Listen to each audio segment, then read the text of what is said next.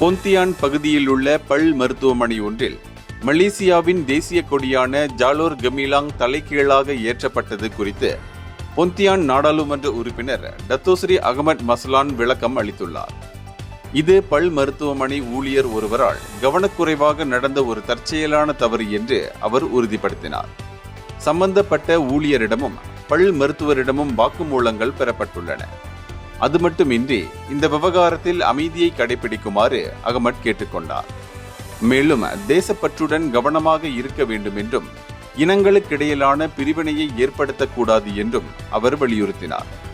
அதிகாரிகள் இந்த விவகாரத்தை முறையாக கையாண்டு வருவதாகவும் அவர் உறுதியளித்தார். முன்னதாக தேசிய கொடியை அவமதிப்பவர்களுக்கு கடுமையான தண்டனை வழங்க வேண்டும் என்று அம்னோ இளைஞர் பிரிவு தலைவர் டாக்டர் அக்மல் சாலே வலியுறுத்தினார்.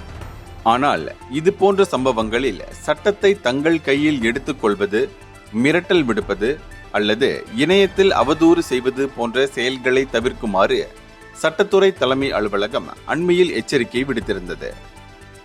இந்தியர்களின் இதய குரல் மக்களோசை.